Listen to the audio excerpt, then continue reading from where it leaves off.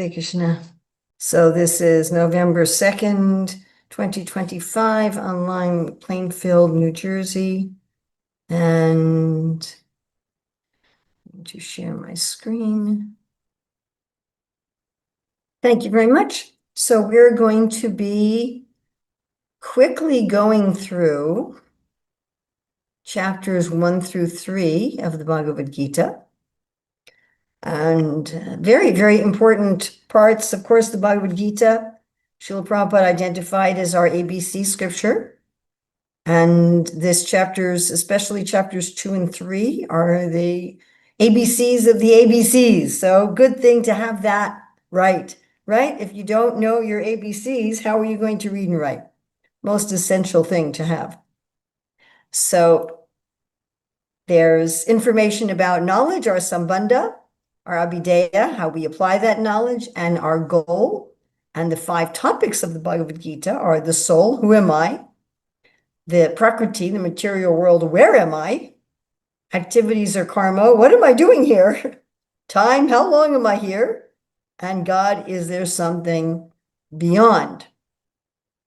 And we can say the conclusion of the Bhagavad Gita is, as souls living in the material world, we're performing activities within the jurisdiction of time, though actually belong in the spiritual world. So we're going to analyze chapter 1 according to the 9 main processes of bhakti.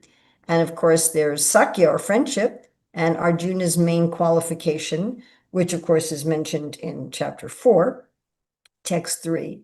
But the fact that Arjuna is Krishna's friend and devotee is the main qualification for hearing the Bhagavad Gita. So also we should be, not necessarily that we have to be in Sakya Ras, but we should be Krishna's well-wisher and friend and accept him as our well-wisher and friend.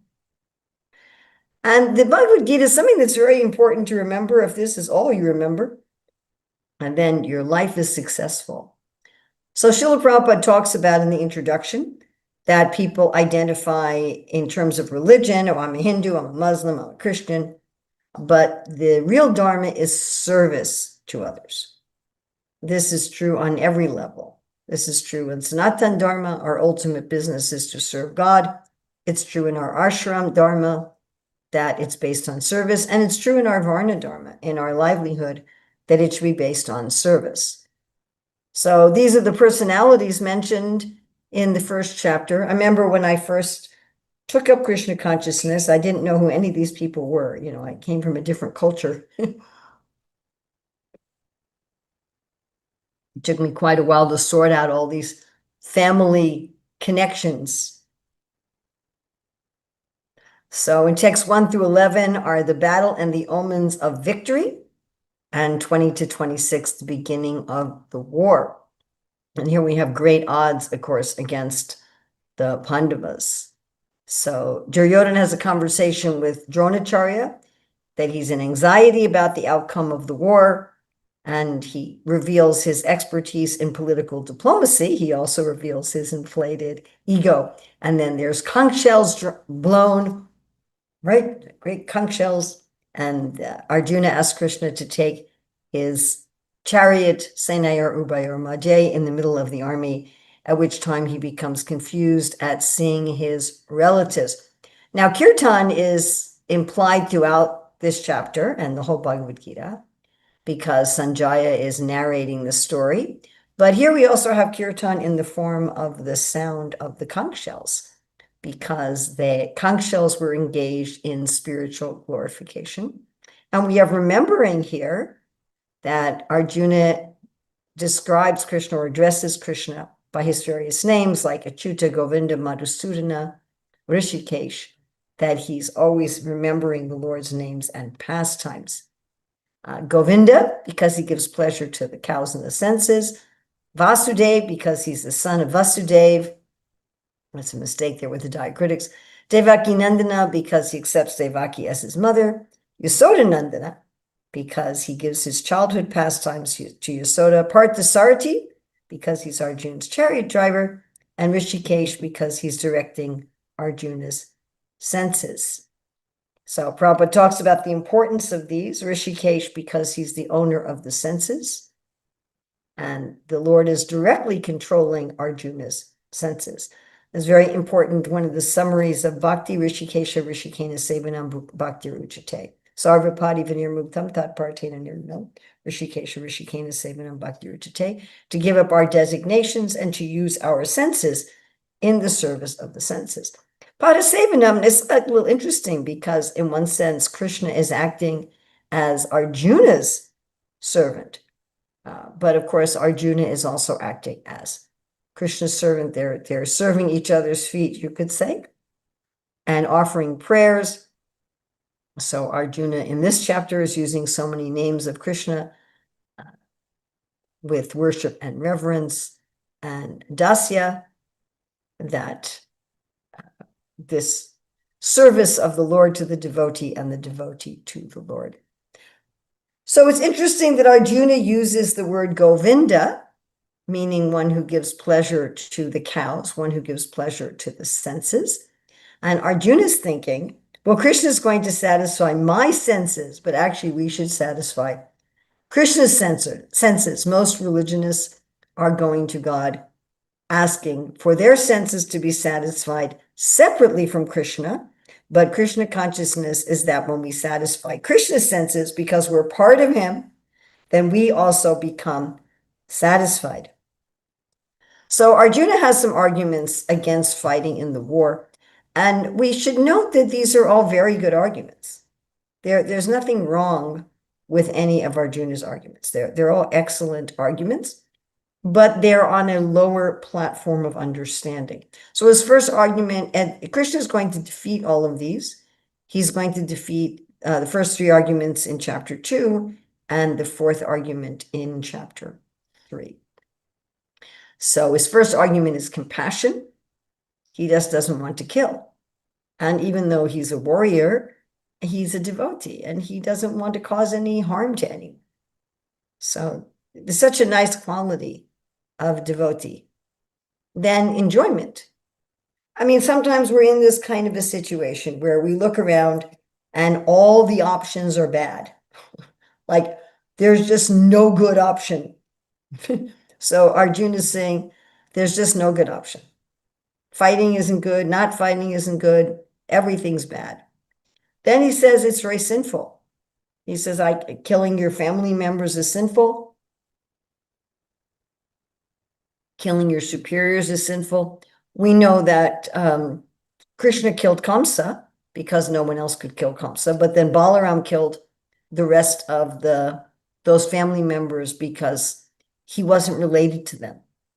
Krishna was related to Devaki, but Balaram was not, and Krishna didn't want to kill family members unnecessarily. So this concept of that killing superiors and killing family members is more sinful than killing ordinary persons is prevalent in every society. And his last argument is that he doesn't want to destroy the family. It will ruin their traditions. And these are all, again, excellent arguments. We should care about people. We shouldn't do things that are only going to bring about suffering. We shouldn't do things that are sinful. And we shouldn't destroy culture. War has a very devastating effect on culture and society. Then Arjuna calls Krishna Madhava, the husband of the goddess of fortune.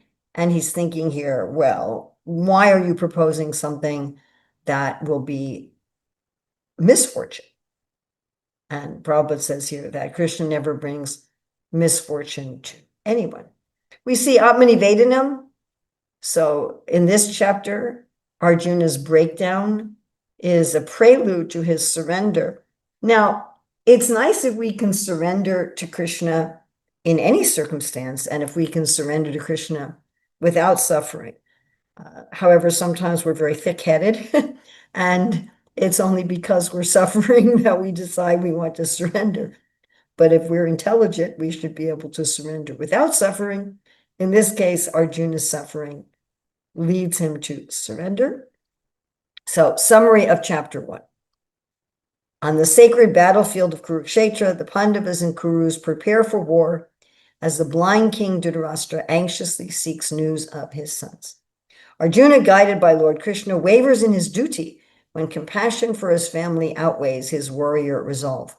Though victory is assured with Krishna by his side, his moral conflict opens the path for Krishna's divine teachings on duty, devotion, and the eternal self. Now we have a little rhyme to remember each chapter. The devotee is victorious with Krishna on his side, but Arjuna, being compassionate, couldn't let his family die. So we're going to go on to chapter 2. So his journey starts with surrender. Now, this is not full surrender. It's later in the Bhagavad Gita that Arjuna says his illusion is destroyed and he's fully surrendering. He fully accepts Krishna as God. So it's not full surrender. It's interesting. He's accepting Krishna as his guru. And you could say that's full surrender, but it's not. He still has a lot of doubts and a lot of questions. And although he's accepting Krishna as authority, he still needs a lot of discussion. And Prabhupada says at the end of the Bhagavad Gita, when Krishna says to Arjuna, "Are your doubts destroyed?" that Krishna was willing to repeat the whole Bhagavad Gita if necessary. So Krishna is a very patient teacher. Krishna is a very patient teacher. And he's happy to repeat the lessons until we get it and we actually surrender. So, oh, Krishna, sorry, it's nighttime here. So chapter 2 is an overview. Prabhupada calls it contents of the Gita summarized. So Arjuna has a mood of humility and desperation. He accepts Krishna as his guru. Krishna explains the science of the self, practical application, and the symptoms of one who's realized the self. So that's our Sambandha, Abhideya, and Prayojana, that we are the soul, that our method should be perform our material and spiritual duties in devotion without attachment to results, and our goal is self-realization, become an Atmarama. All right, if we're going to look at the different parts of chapter 2, 1 through 10, Arjuna's further doubts and his surrender, where he says, "Govinda, I shall not fight." Then we have Gyan, verses 11 through 30, fight because there's no death for the soul. 31 through 38, fight because it's your kshatriya duty. 39 through 53, Buddha Yoga or Nishkama Karma, fight because it's your devotional service. And 54 to 72, Samadhi, fight because this is your meditation on Krishna. So really nice way of looking at this chapter, isn't it? There's no death for the soul. Fight with philosophy. Fight because it's your kshatriya duty. Fight because it's your devotional service. And fight because it's your meditation on Krishna. So sweet. So Krishna responds to Arjuna's confusion with strong critical words. Prabhupada often talks about how the business of the guru is cutting. The business of the sadhu is cutting. And Arjuna, again, his arguments were excellent. They were learned, but Krishna said, "Nope, you're talking like a fool, even though you're giving these very excellent arguments." And Arjuna restates his previous arguments, then become confused, takes the role of a disciple, and he says, "Govinda, I shall not fight." Calls Krishna Madhusudana because Krishna killed the demon Madhu, and now Arjuna wants Krishna to kill his demon of doubt. So Krishna is going to answer the first question, what's true compassion? So real compassion is what's good for the soul, not necessarily what's good for the body. And sometimes what's good for the body in material situation is not good for the soul, in which case one chooses spiritual compassion. Prabhupada makes this point many times, that they were good friends, in one sense, the same level, Rishikesh and Gudikesh, but one becomes a student of the other. And sometimes we do this. Sometimes we go to our friends and we say, "Please help me. Please give me advice. Please guide me." We take that role temporarily, perhaps, with a friend. And Arjuna, again, takes this role temporarily with Krishna. So Krishna talks about basic instructions of the soul, that a wise person doesn't think the body is the soul. Prabhupada one time asked the devotees, what's the first thing you say in preaching? And the devotee said, we say there's a God. And Prabhupada says, no, the first thing you say is that we're not this body. So we shouldn't give up our duty out of bodily attachment, even if things are inconvenient, because the soul is eternal. The soul cannot be killed and the body will not exist. So Arjuna should not shrink from the war. And he gives these points from all different angles. He quotes Shastra. Prabhupada often refers to the fact that Krishna quotes Shastra in the Bhagavad Gita. And he explains that the soul is impervious to any kind of material transformations. Now, one important side point to bring up here is sometimes people argue that our spiritual form and our relationship with Krishna is something that we acquire rather than something that's part of the soul. But these arguments that what is eternal does not change and the soul does not change are basic philosophical arguments in favor of the fact that our relationship with Krishna must be part of the soul, because if it was something added to the soul could change. And then even Krishna gives a very interesting little instruction here about how to teach. Krishna says, even if there's no soul, then there's no loss in death. There's no meaning to death if there's no soul. So why be concerned about that? And Krishna says this idea that there's no soul is just from people who don't understand that different people have different levels of understanding the indestructible soul. So is Krishna justifying killing? No. In the administration of justice, you have to sometimes use violence. That doesn't mean everybody can just be a judge and kill whenever they want. Prabhupada's not encouraging people to be vigilantes or going out for vengeance, but obviously military police officers, in order to enforce the law, have to sometimes use violence.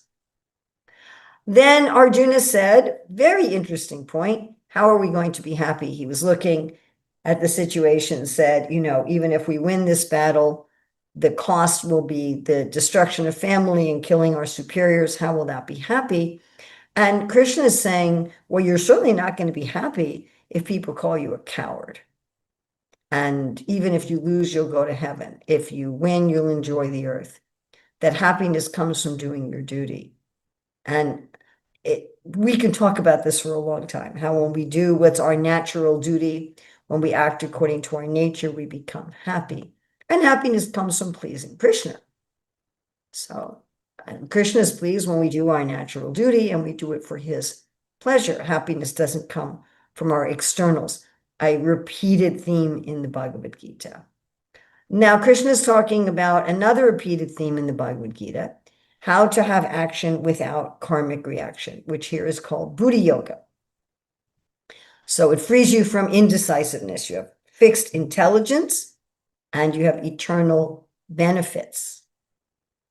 Okay, now what happens when people don't act with bhaktiyoga? They get enamored by bhogashvarya, and they become enamored by the different parts of the Vedas, which incline them to enjoy the world. Now, very important verse here, 245, is where Krishna says, Nistrigunya Bhavarjuna, you should act above the gunas. I can't count how many people have told me that you cannot expect us to act above the modes of nature.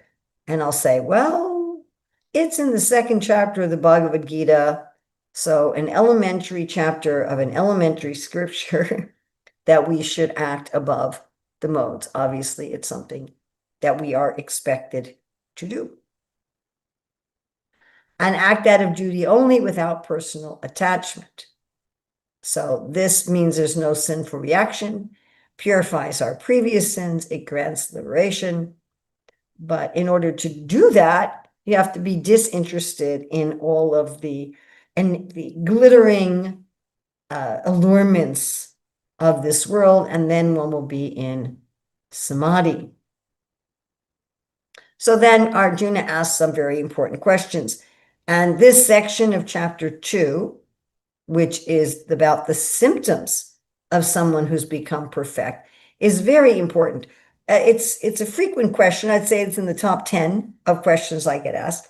How can you tell who's advanced, or how can you tell if you're advanced? And this is explained in this part of chapter 2, where Arjuna says 4 questions. What are the general symptoms of somebody who's above the modes of nature and acting in Buddha yoga? How does he speak? How does he restrain himself? And how does he engage in activity? So general symptoms: he renounces all desires for sense gratification and enjoys pleasure within. He speaks neither praises nor condemns the duality of mundane good and evil.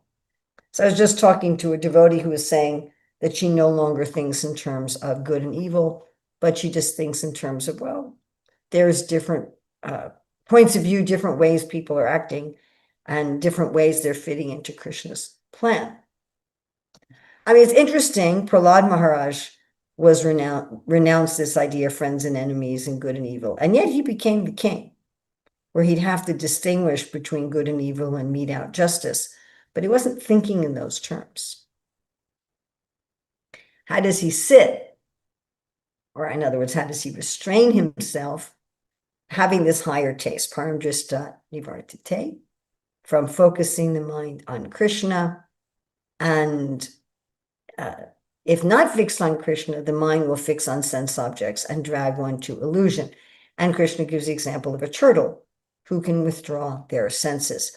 Now, these very important verses, 62 and 63, that we have contemplation leading to attachment, leading to lust, leading to anger, bewilderment of memory, loss of intelligence, and falling into the materialistic pool. Yes, we've all had experience that when we think about something a lot, we get attached to it. When we get attached to it, then we want it desperately, regardless of the consequences. That's what lust means. When we don't get it, or we get it and we're disappointed, or we get it, it's wonderful, and we lose it, we become angry. And then we forget philosophy, we forget scriptures, we forget all the good instructions, and then we lose our intelligence and we act like an idiot. And we may permanently, we do things that permanently affect our life. Yes. So, I think I'm missing a slide here. Anyway. Okay. So, and here we have, here it is, text 64. So this text 64 is the key to conquering this problem of verses 62 to 63. So again, this problem is this contemplation, attachment, lust, anger, losing your memory, losing your intelligence, and so forth. And the key is in text 64, where Krishna says, with our mind, we should become free from attachment and aversion. With our body, we should regulate the senses, and then Krishna will give his mercy and his grace. Very important verse, 264. All right, how does such a self-realized person engage in the world? He engages his senses with regulation and religious principles. His senses are satisfied, his mind is peaceful, and he's not searching around for sense objects. So Krishna says, although it looks like a self-realized person is the same as a materialistic person, they're actually as different as day and night. Because the person is not being driven by their own desire and false ego. So the summary of the Stiti Muni: general symptoms: self-satisfied, desireless, undisturbed, unmoved, introspective sage, speaking impartial to duality, withdraws his senses, establishes intelligence, mind on the Lord, acts with regulation for the satisfaction of the Lord. And at the end of this chapter, one thus situated enters the kingdom of God. Summary of chapter 2. Arjuna, overwhelmed by sorrow and moral confusion, surrenders to Lord Krishna and accepts him as his guru. Krishna begins to instruct him, explaining the eternal nature of the soul, how it is never born, never dies, and cannot be destroyed, and thus teaches that lamentation for the body is ignorance. He delineates two essential duties: swadharma, one's worldly duty involving responsibilities toward family and society, and sanatan dharma, one's eternal duty towards God and all living beings. Krishna introduces the principles of karma yoga, performing one's duty without attachment to the results, acting in spiritual consciousness rather than out of desire or fear. By harmonying both dharmas through selfless action, one purifies the heart and ultimately becomes an Atmarama, a spiritually realized soul who finds joy and satisfaction within the self. Here we have our little rhyme scheme. Desperate Arjuna accepts Krishna as his master. Krishna chides, "We are soul, ever unchanged by matter. Winning or losing, Kshatriya finds happiness doing his duty. Better yet, in Bhakti Yoga, fight to please me without a worry. Senses and mind engage for me, full in himself, a liberated soul, free from dualities of gain or loss, achieving me the topmost goal."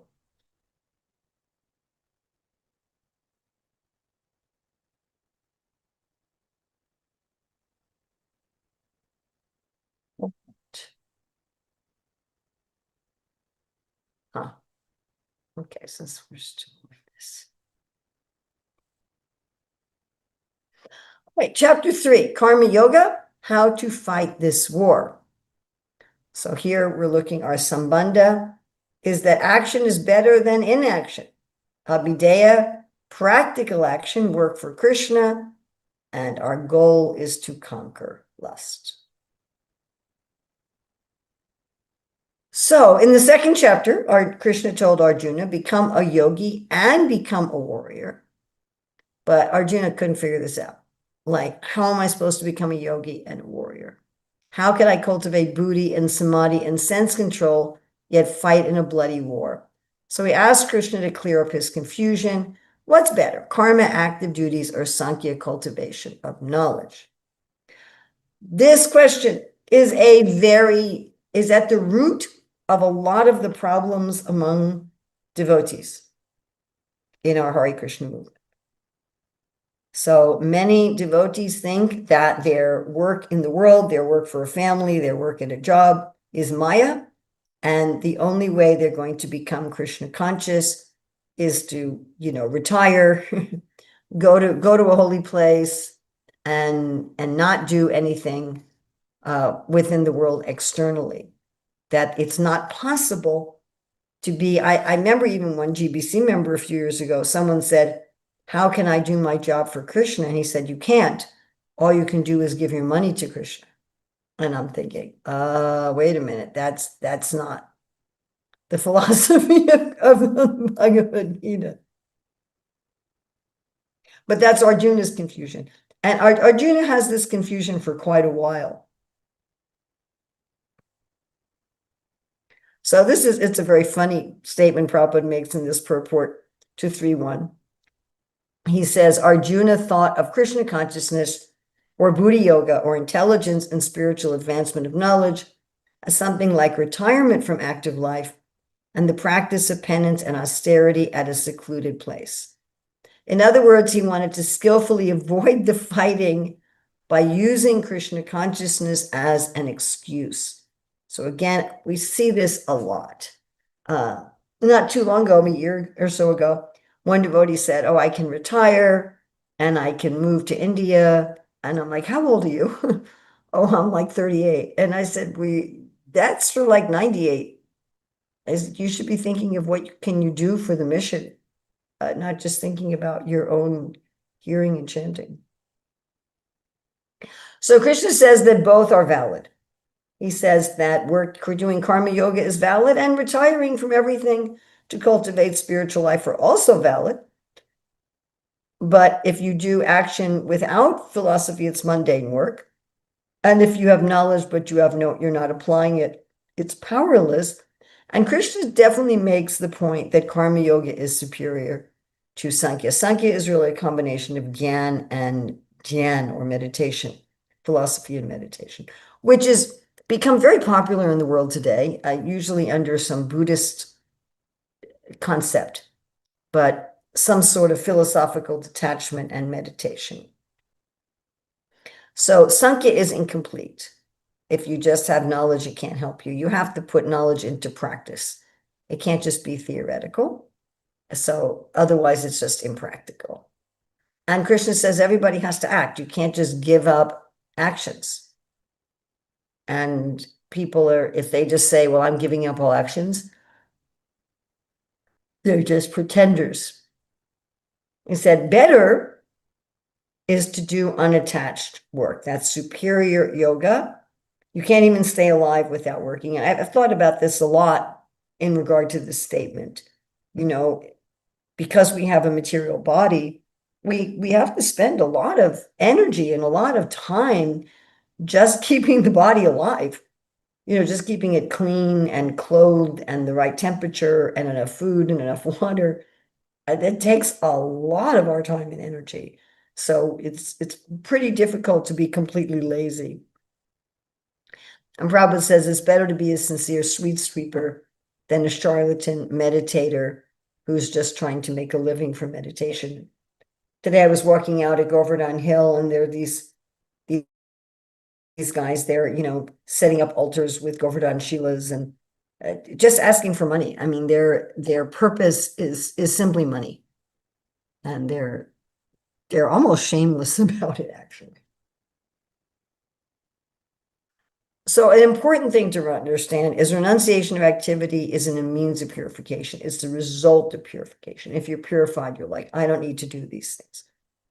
So it's not a question of stopping actions, but acting purely.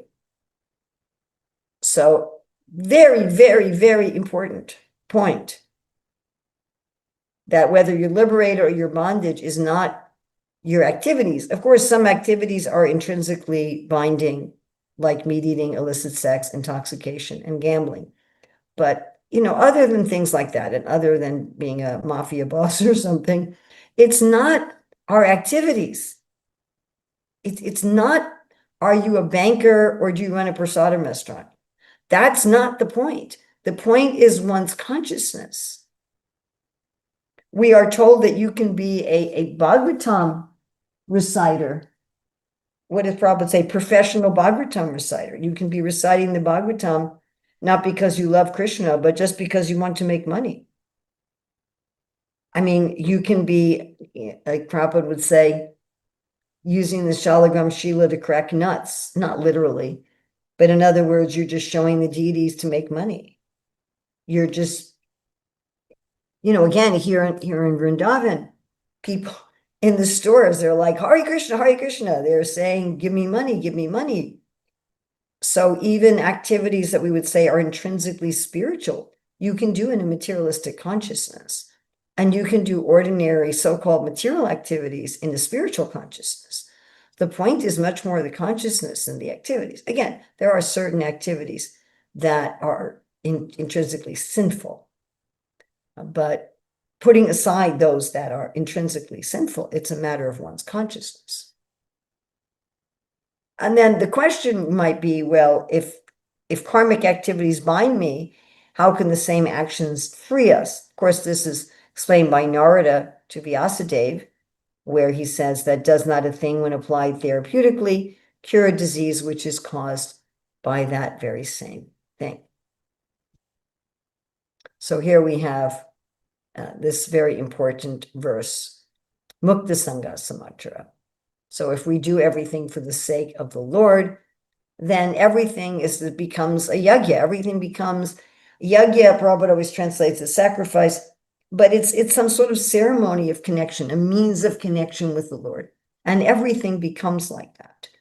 There isn't a difference between, you know, working at a bank or cooking for your family. If you're doing it for Krishna and doing some yajna. So one could say, well, even if I'm doing it for Krishna, I have some personal attachment. I'm cooking for my family deity, but I'm thinking about what I want to eat. So the answer is, even if you have some personal desires, you'll get purified by doing yajna.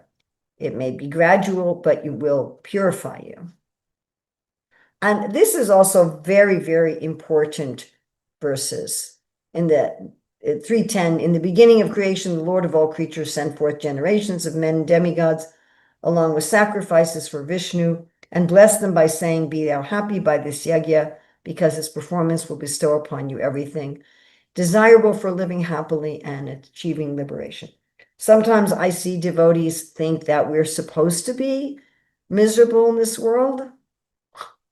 But no, we're supposed to live happily in this world and go back to Godhead, both. Really funny quote.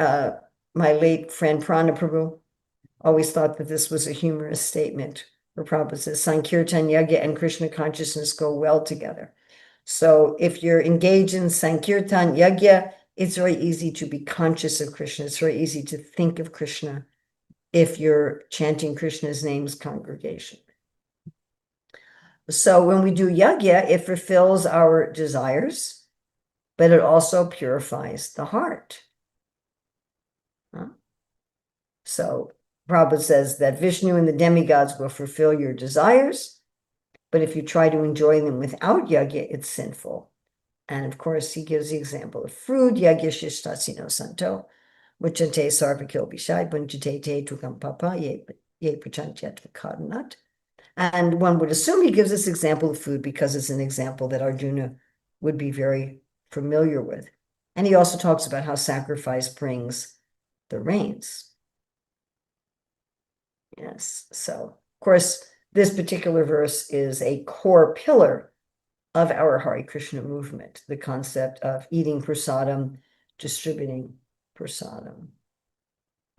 This verse is something Prabhupada quotes a lot, Anyad Bhavanti Bhutani, that everybody needs rain and everybody needs grains. That we're not just interested in samadhi, we're not just interested in enlightenment, we're also interested in having peace and prosperity in the world. We're also interested in having a sane, stable, happy, piously prosperous life for ourselves and others. And then you could say, well, if I'm doing yajna for personal enjoyment, how does it purify the heart? And it's because all yajna comes from the Vedas, which come from the Lord, so it's doing something that's Krishna's will. So they're all ultimately transcendental and purifying. And if I'm just acting selfishly without following the scriptures, then it will lead me to darkness. One of my favorite statements, that the transcendence is everywhere. How are you going to find it? This was, of course, Hiranyakashipu's question to Prahlad. You know, Hiranyakashipu had tried to kill, or he didn't personally try to kill Prahlad, but he tried to have his associates kill Prahlad in so many ways. And when that was unsuccessful, Prahlad, very emboldened, then went and preached to his classmates, something he had not done previously. And that really frustrated Hiranyakashipu, who then decided, well, he figured he couldn't kill Prahlad. He already tried, but he could kill Prahlad's power source. So he's like, where's your God? And Prahlad says, well, he's everywhere. So if God's everywhere, it may be hard to find him, but you can find him in yajna. You can find him in the ceremonies to connect with him. And Prabhupada writes in his purport, after creating or impregnating the conditioned souls into the womb of material nature, he gave his directions in the Vedic wisdom as to how such conditioned souls can return home back to Godhead. So this is the concept of yajna, that by following this, we can become purified. So, summary of these verses, that Krishna has designed the material world to encourage sacrifice, to encourage yajna. He does this by making material advancement dependent on yajna. By worshiping the Lord for material well-being, one becomes purified and advances. So Krishna is very clever in that respect. All right, but suppose you're already purified. Because Arjuna could say, well, I'm already purified. So this is also a very important, chapter 3 of the Bhagavad Gita, I feel is just such a core philosophical, practical understanding it's a chapter I've read over and over again, and I really enjoy reading it. It's just so rich. So if you don't have any material desires, you don't need to be purified. You don't need to do any duties, but you're not adverse to them either. You're not like, well, I don't want to do them. And you have no reason to do your work. You have no reason to not do your work. And those who are already purified, they're generally performing their prescribed duties with detachment to set an example. So then Krishna says that, look, I don't have anything to do, but I'm doing things to set an example, or else everything would be ruined. And this is an answer to Arjuna's question about destroying the family tradition and creating unwanted progeny, because Krishna says here that if I didn't do my duty, there would be so many unwanted children, because people would be irresponsible. They'd say, well, I don't have to do my duty. I'll just create children and walk away. So this is one of my favorite verses. I think it's very important to remember that a self-realized man has no purpose to fulfill in the discharge of prescribed duties, nor has he any reason not to perform such work, nor has he any need to depend on any other living being. So this is the concept that I'm just dependent on Krishna and just trying to please Krishna. So Krishna said that one who wants to become purified has to do duties. One who's self-realized can neglect his duties, but even self-realized people do their duties to set an example for the general mass of people, that whatever a great man does, common men follow. And Prabhupada talks about how teachers should actually be exemplary in their lives, not just expert in teaching. So again, Krishna says that, he says, I don't have any reason to do anything, but I do things to set an example for the common people. Now, there is another reason, of course, and that is as a service for Krishna, that Krishna would like self-realized, highly qualified people to be running the world. Not just to set an example for others, but because they can run the world selflessly. So this is, again, Krishna mitigating Arjuna's doubt about unwanted children, the last of Arjuna's objections. If I did not perform prescribed duties, all these worlds would be put to ruination. I'd be the cause of creating unwanted population, and I would thereby destroy the peace of all living beings. So now Krishna's answered all 4 of Arjuna's objections. So why don't liberated souls set an example of renunciation? Well, of course, sometimes they do. And generally they do at the end of their lives, like Bhaktivinoda in the last 4 years of his life, Raghunath Das Goswami at the end, Rishabdev at the end, the Pandavas at the end. But generally not, because most people aren't qualified to do that. If you're an attached person and you renounce your worldly responsibilities, then you'll try to fulfill your desires by irresponsible means. And this is something we've seen in our Hare Krishna movement. People say, well, I don't want to work at a job, and they try to do something to make a lot of money quickly, so they won't have to work so much, and they end up doing something that is sinful or sometimes criminal or cheating and so on. So how should one preach to those who are attached? So Krishna says, ignorant think that they're the doer, but the wise know that things are done by the nature, so they don't try to enjoy the fruits of their work. Of course, this is a very famous verse, Prakrite kriyamanani gunai karmani sarvasha ahankara vimudhatma kartahamiti manvite. To think that they're the doer. This is another repeating theme, that I'm not actually doing anything in this world. I'm just the observer. This is a point that, again, those who are interested in jnana and meditation in this world are really emphasizing in modern society. Be detached and see yourself as the observer. So when we're preaching to ordinary people, we don't tell them to give up work, but we set a good example for them, and we tell them how they should work for Krishna. Now here Krishna says to Arjuna, don't disturb the ignorant. And Prabhupada says, the devotees of the Lord are more kind than the Lord because they understand the purpose of the Lord. So they take all kinds of risks to preach to the ignorant. It's so nice in Madhurya Kadambini, Srila Vishwanath Chakravarti Thakur says that the way that conditioned souls get bhakti is that the devotees kindly give it to them, and then Krishna's mercy follows the mercy of the devotees. Okay, let's go a little bit deeply into this verse, 330.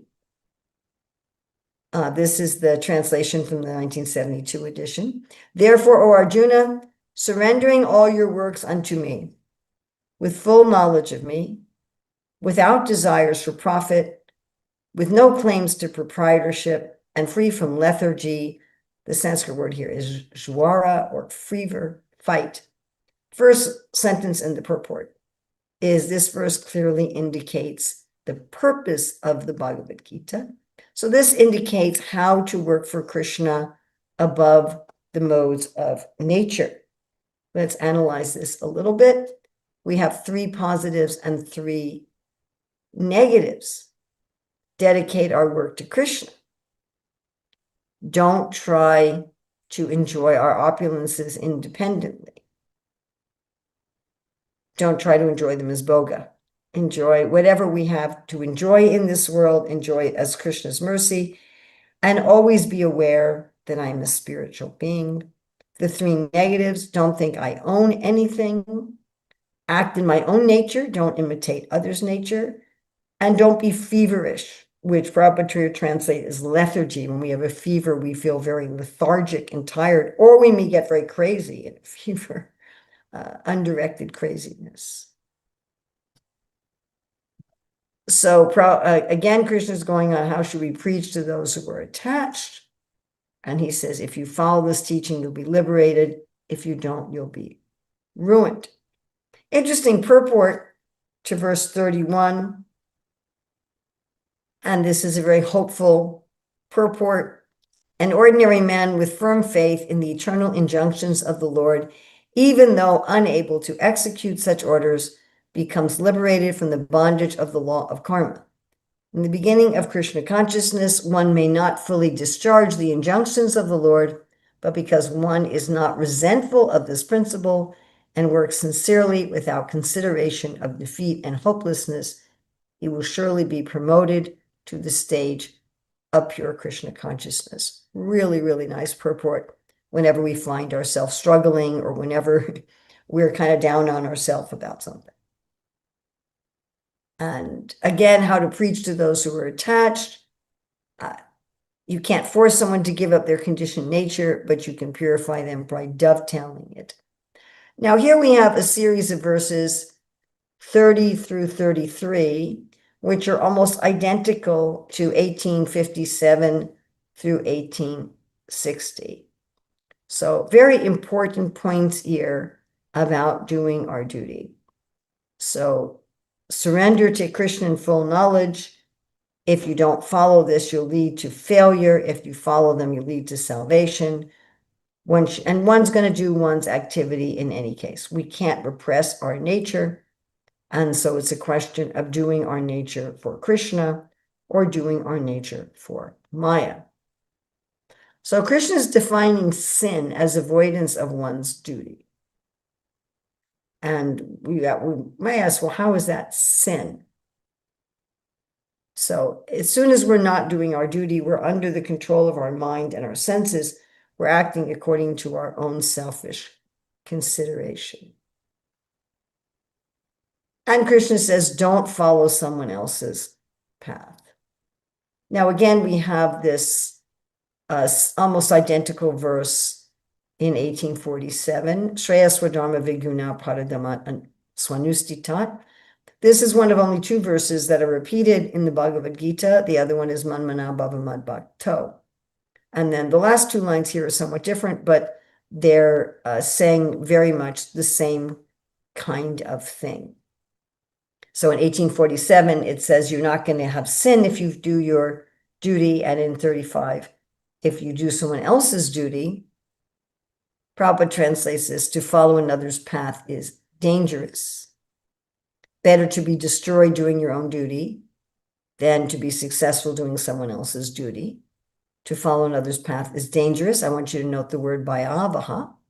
In 1847, he's a little differently, but he says that you're not going to have sin if you follow your own duties. So if we have to do a good job in someone else's work, that means we have to pretend to be someone else, which is exhausting. Prabhupada says doing unsuitable work is dangerous. The Sanskrit word is bhayavaha. Our work becomes a vehicle of fear.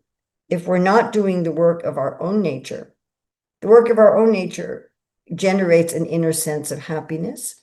But if we're not doing work according to our own nature, we don't have any intrinsic satisfaction.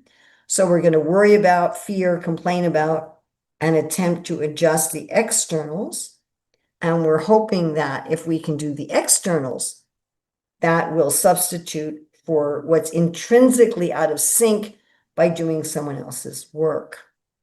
Our work becomes a vehicle of fear. So you may know that I work with a co-author, Dr. Ruchira Datta, to write a book called Career Dharma. And we talk a lot about why we should do our own duty, what happens if we do someone else's duty. Now, I find it fascinating that right after Krishna says, do your own duty, don't do someone else's duty, Arjuna says, why do we do things that are sinful against our will? And if we look at the context of this, it would have to mean, why do we not do our own duty? Why do we sometimes try to do someone else's duty or neglect our own duty? And Krishna says, it's our own lust. Lust means I want something so badly, or I want to get rid of something so badly that I don't care about the consequences of that. And it's the all-devouring sinful enemy of the world. And Krishna gives these analogies: fire covered by smoke, mirror dust, embryo covered by the womb. We're covered by different degrees of lust. How are we going to conquer this lust? Well, it hides in our senses, our mind, and our intelligence. Oops. And the senses are the weakest, so they're the easiest place. So follow religious regulations. Then intelligence is stronger than the mind, which is stronger than the senses. And the soul is higher than the intelligence. So by spiritual strength, conquer this insatiable enemy known as lust. Okay, summary of this chapter.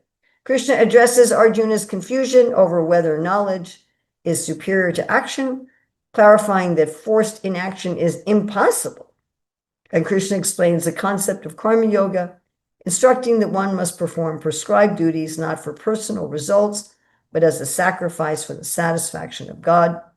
By working with this detached consciousness, one acts as an example for society, fulfills one's purpose, and avoids the material bondage created by self-centered desires. Krishna concludes the chapter by identifying lust, kama, as the all-devouring eternal enemy that drives a living entity to commit sin, and outlines a method for conquering it, controlling the senses, mind, and intelligence. Let's look at our rhymes. Inaction with a restless mind is impractical pretension. For happy living, act for me and achieve liberation. Set an example and calm your mind by attractive motivation. Control insatiable lust, the killer of self-realization. Work for Vishnu as sacrifice in this world and beyond, then all will be nice. Those self-realized souls have nothing to do. They work so the ignorant can have a good clue. Do work of our nature, or our vehicle is fear. Conquer lust with great strength to make everything clear. Srila Prabhupada ki jai. Okay, we're pretty much at the end. One person had a question. Yeah, so go ahead.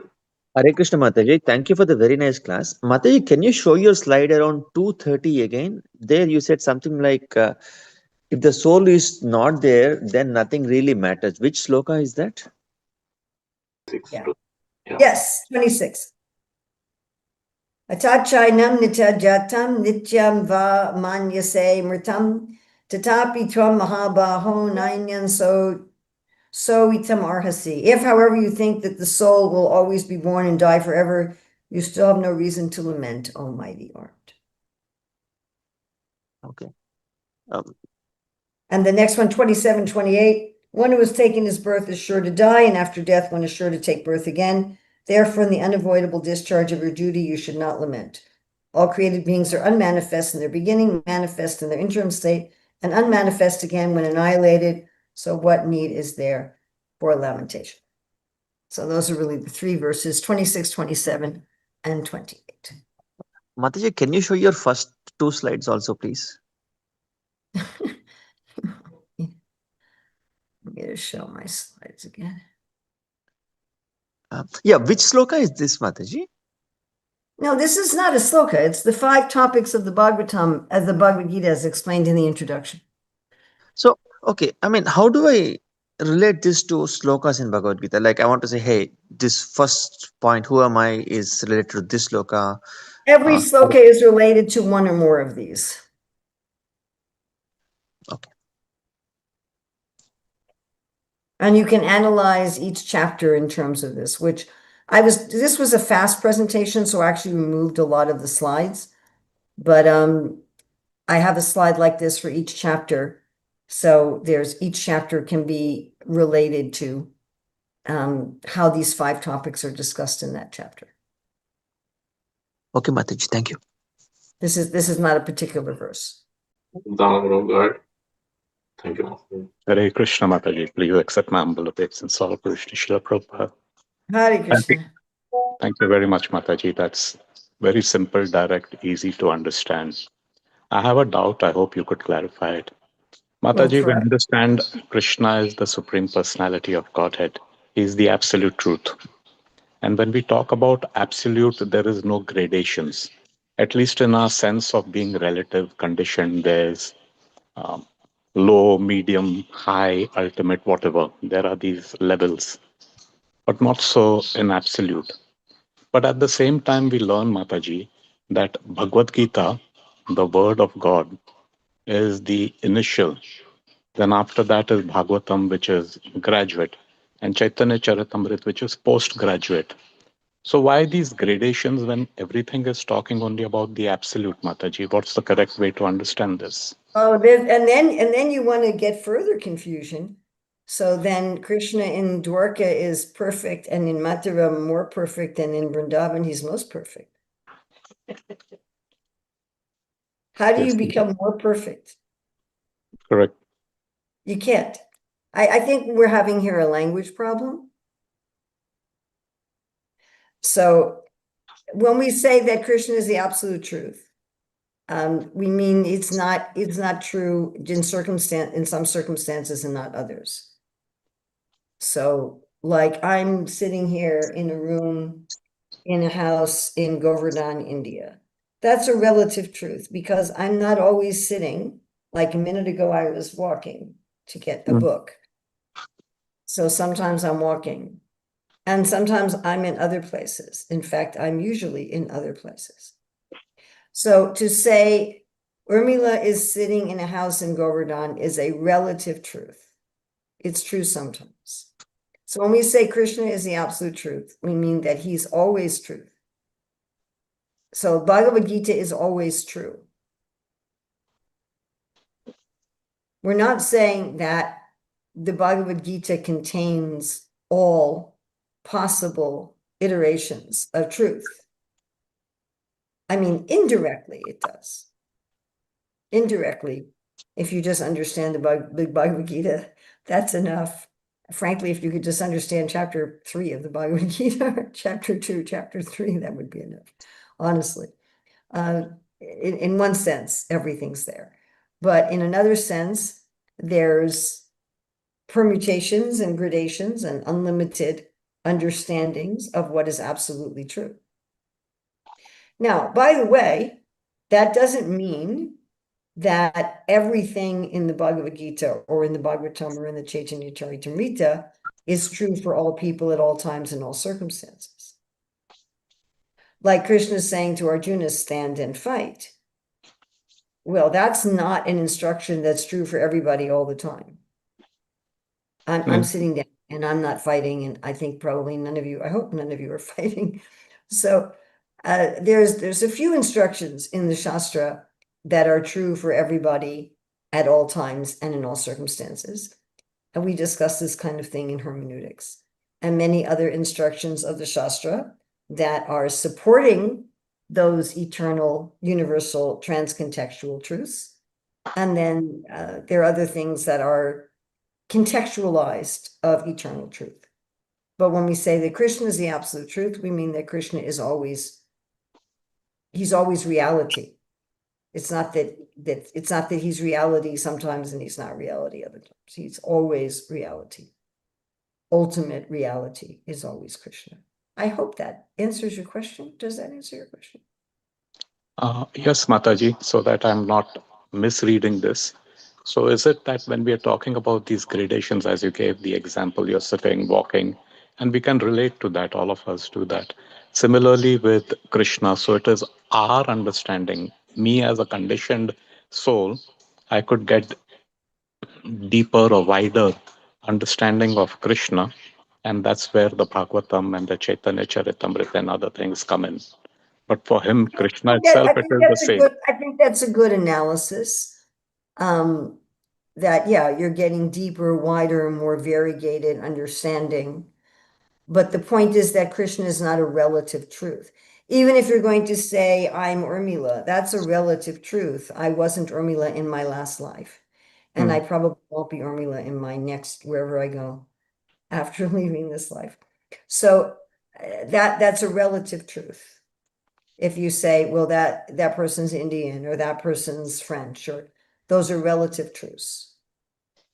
They're, this is my son, this is my mother. Those are relative truths. They're true sometimes. But Krishna is always God. He's never not God. So in that way, we can say that he's the absolute truth.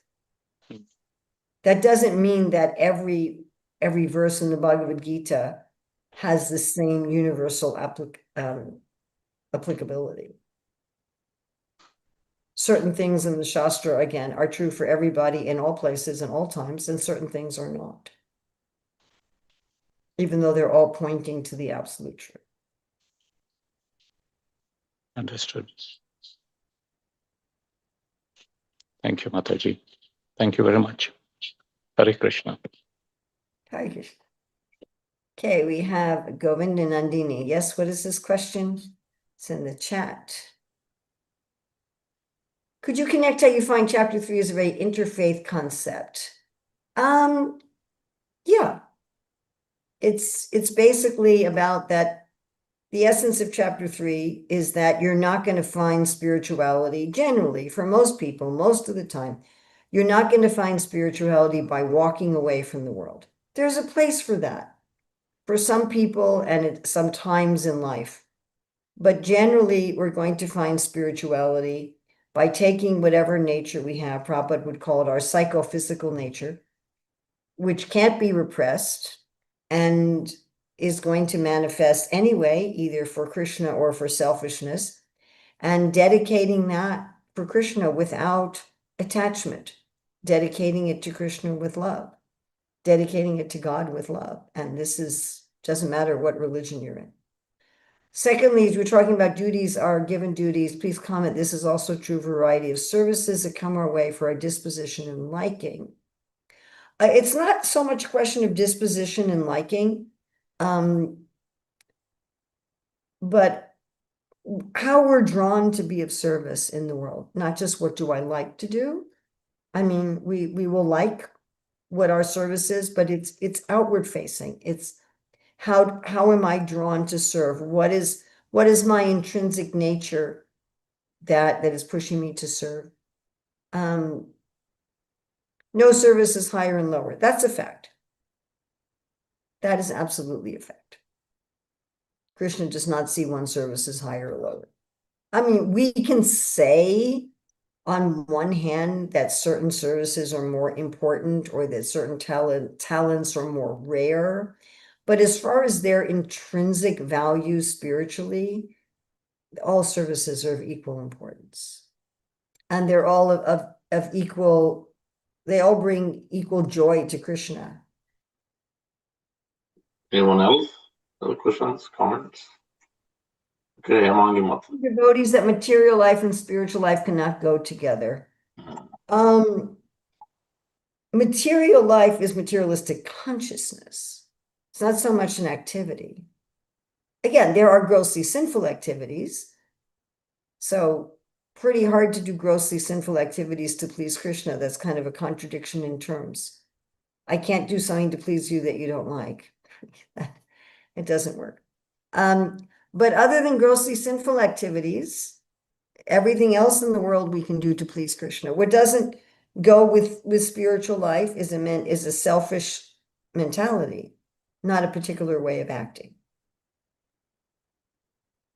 Krishna wants there to be bankers and software engineers and farmers and government officials, professors. He wants all those things, and he would like all those things to be done by devotees. That'd be nice, right? If all the governments were run by devotees and all the businesses were run by devotees, and that'd be lovely. All the crafts. Okay, is there anything else? Krishna Guru, can I ask a question? Go ahead. Because I tried to raise a hand but doesn't work. Go ahead, Jagadish. Go ahead. Hare Krishna Mother, please accept my humble obeisances. Mother, I have one question. You mentioned the duty, right? Krishna says, do the paro dharma. But like to understand that, what is our own Or natural duty? swadharma. Don't do the parodharma. Yeah. So how to understand as per the nature, what is your duty and what is your not the duty? Like for example, we work in IT job. Oh, I for wrote a material whole book existence. about this. So how to realize that this is IT job, like I'm working in IT. This is just to material existence, but what actually my the natural duty? Okay, so I wrote a whole book. I wrote a book. I wrote a course. I do consultations on this. So I worked with the co-author, Dr. Ruchira Datta. We have wrote an Amazon best-selling book called Career Dharma, The Natural Art of Work. And you can find that online. It's online in print and ebook and audiobook. We have a self-paced online course at careerdharma.net. And we also have on careerdharma.net a list of certified coaches at various places in the world that you can do a consultation with. I also do consultations. So generally people taking the course or reading the book can figure it out themselves, but if people want a consultation, then we can do that as well. Thank you so much, Mother. You're very, very welcome. So thank you for this opportunity. Thank you, Mataji. Thank